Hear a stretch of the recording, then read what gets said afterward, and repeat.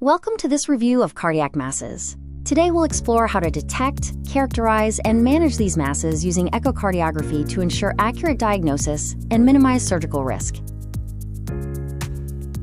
Cardiac masses range from benign findings to serious malignancies. Our goal is to use echocardiography to guide management, whether that means surgical resection or other appropriate interventions. We categorize cardiac masses into 6 types: neoplasms, thrombi, vegetations, foreign materials, normal variants, and extracardiac structures. This systematic approach is the cornerstone of clinical evaluation.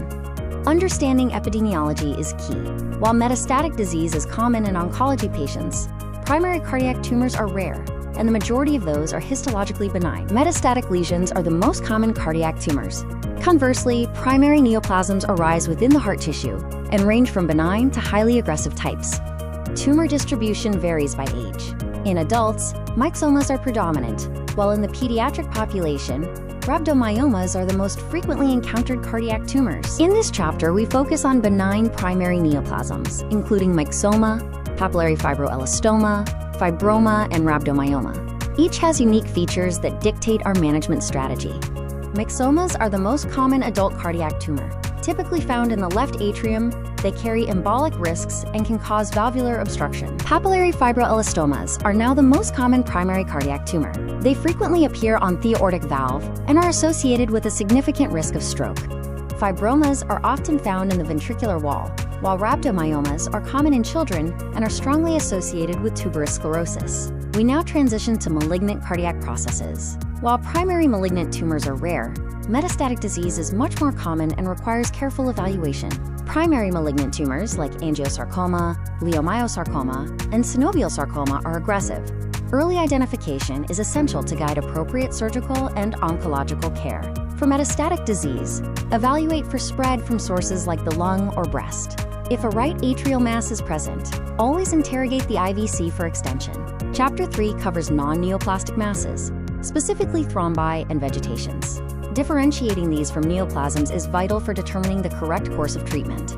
Finally, remember that thrombus location informs diagnosis. Left atrial thrombi often require TEE, ventricular thrombi are associated with poor wall motion, and right atrial thrombi require urgent action.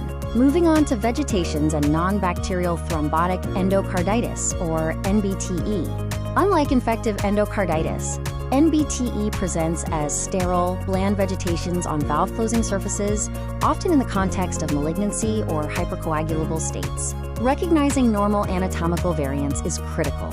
Structures like the eustachian valve or lipomatous hypertrophy of the atrial septum can easily be mistaken for pathological masses if not properly identified. In Chapter 4, we discuss the diagnostic approach. Accurate differentiation of a cardiac mass requires a systematic, multimodal strategy that integrates morphology, hemodynamic data, and clinical context. Morphological assessment is our first step. By systematically evaluating the size, shape, mobility, attachment site, and tissue characteristics, we can effectively narrow the differential diagnosis for any observed mass. Hemodynamic evaluation is just as vital. Using Doppler, we can assess if a mass is causing valvular obstruction or interfering with cardiac filling, which directly informs the urgency of clinical care. Advanced imaging modalities like TEE, ICE, 3D, and contrast echocardiography extend our capabilities beyond standard TTE, providing superior detail and vascularity insights for complex lesions.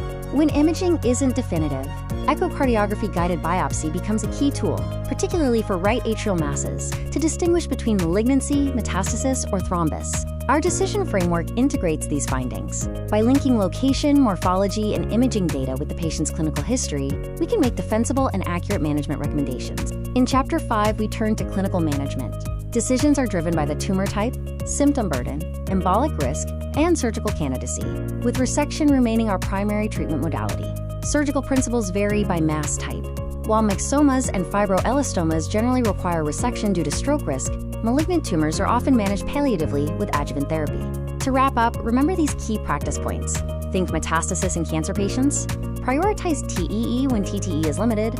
Always scan the IVC for right atrial masses. And recognize that benign does not mean low risk.